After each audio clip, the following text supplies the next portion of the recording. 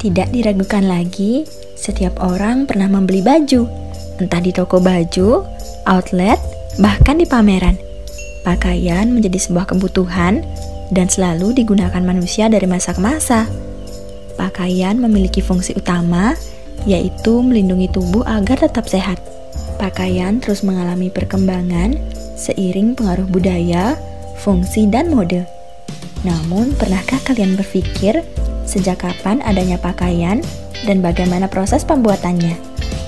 Nah guys, kali ini kita akan cari tahu tentang sejarah pakaian dan proses pembuatannya. Sebelum itu, jangan lupa subscribe, like, comment, dan share ya guys, agar kalian tidak ketinggalan info-info menarik dan menambah wawasan kalian. Dilansir dari sebuah sumber, pakaian manusia sudah ada sejak zaman purbakala. Saat itu, manusia belajar menggunakan kumparan untuk memintal benang dari serat tanaman dan hewan. Sehingga kumparan menjadi alat tenun primitif pertama yang pernah dibuat dalam sejarah peradaban manusia. Namun dari bukti penelitian menunjukkan bahwa sejarah pakaian sudah hadir sejak 100.000 hingga 500.000 tahun yang lalu. Hal tersebut ditunjukkan melalui bukti-bukti artefak yang ditemukan. Di beberapa wilayah, Neanderthal adalah bangsa yang pertama kali membuat pakaian. Mereka belajar untuk menggunakan kulit binatang yang diburu sebagai pelindung tubuh agar tetap hangat dan juga kering. Kemudian manusia Cro-Magnon mengembangkan pakaian menggunakan jarum dan benda runcing dari tulang binatang. Kemudian dibuat titik-titik di salah satu ujung dan mata runcing di ujung lainnya. Dengan alat tersebut, mereka mampu menggabungkan beberapa kulit menjadi sebuah jubah. Jubah tersebut berbentuk persegi panjang yang diikat dan dibuat lubang sebagai leher. Jubah ini tak memiliki lengan dan diikat dengan ikat pinggang dari sisa kulit. Kemudian di Republik Ceko ditemukan alat tenun pertama dalam bentuk cetakan tekstil, keranjang dan jaring yang terbuat dari potongan tanah liat dan berusia 27.000 tahun. Bahkan para arkeolog juga menemukan patung-patung yang diukir menggunakan topi atau penutup kepala, ikat pinggang, dan tali pengikat pakaian. Patung tersebut berada di Eropa Timur. Arkeolog juga menemukan pengukur rajutan, kumparan jarum, dan tongkat tenun yang diyakini digunakan dalam pembuatan tekstil. Kemudian muncul kain pada 5000 sebelum Masehi sebagai pakaian beras dari serat alami. Peradaban Mesir dan India memperkenalkan jerami dan katun yang terbuat dari serat tanaman. Kemudian Tiongkok memperkenalkan sutra yang terbuat dari serat ulat sutra. Memasuki era modern dan berkembangnya pengetahuan manusia, pada abad ke-20 kain mulai terbuat dari mineral atau serat sintetis.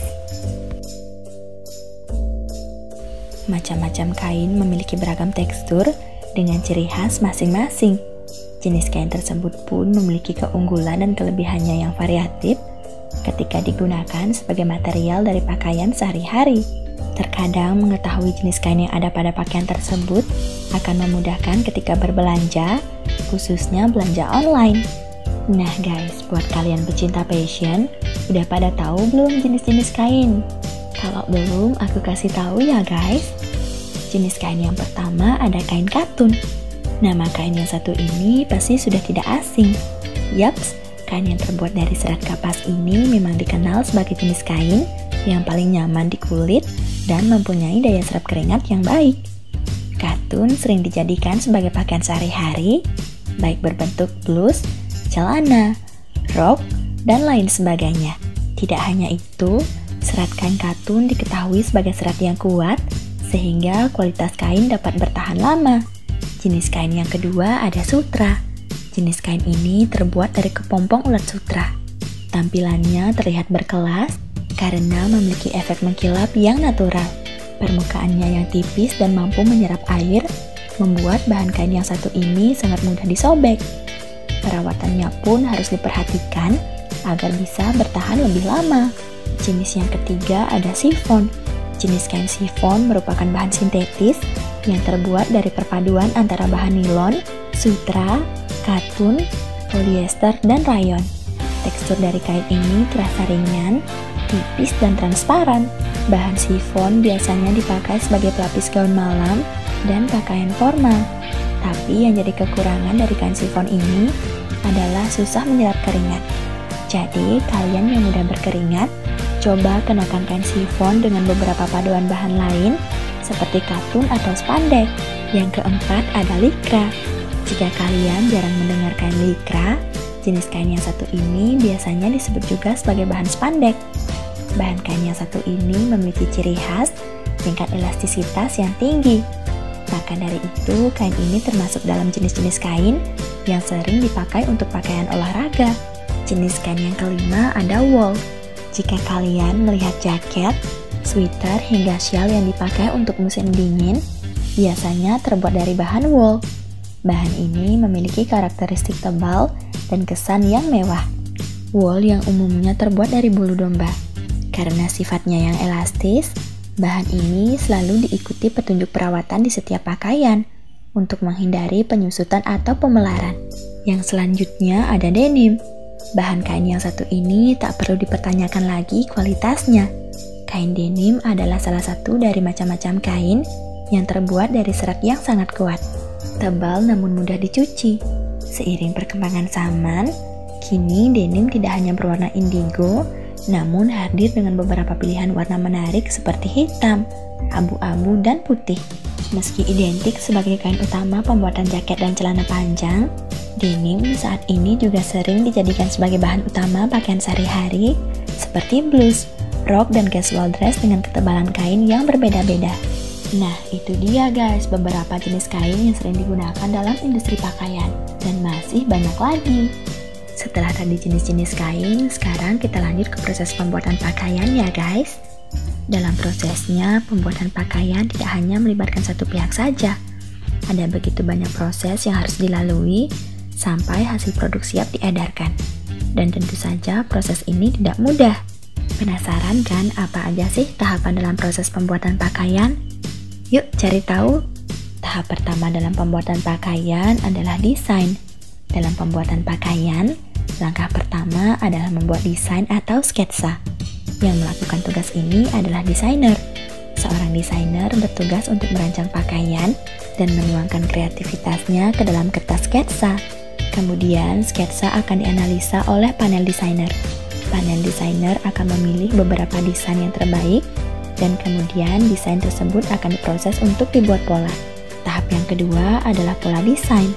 Seseorang yang bertugas untuk membuat pola desain akan mengembangkan pola pertama untuk didesain berdasarkan ukuran standar. Proses ini dibuat dengan metode pola drafting, dan tujuan pembuatan pola ini adalah untuk menciptakan sampel baju yang kemudian akan dites uji. Tahap yang ketiga adalah pembuatan sampel. Pola desain yang telah jadi dikirim ke unit penjahit untuk diproses lebih lanjut. Pola tersebut dijahit pada baju atau kain muslim. Sampel ini dibuat untuk dianalisa antara kesesuaian pola dan desain. Setelah sampel dijahit, kemudian ditinjau oleh panel desainer, pembuat pola, dan penjahit untuk memastikan apakah ada perubahan atau tidak, atau sampel baju memang sudah siap untuk diproses lebih lanjut. Tahap yang keempat adalah produksi pola desain. Setelah contoh pola sudah disepakati, maka contoh pola tersebut diambil untuk dibuatkan pola produksi. Pola produksi adalah pola yang akan digunakan untuk memproduksi pakaian yang lebih banyak. Pattern maker membuat pola pada kertas pembuatan pola standar yang terdiri dari berbagai kelas. Komponen paling penting, pola kertas tisu yang terbuat dari kertas teringan dan tertipis yang bisa didapatkan di tempat umum atau toko kain. Tahap yang kelima adalah grading.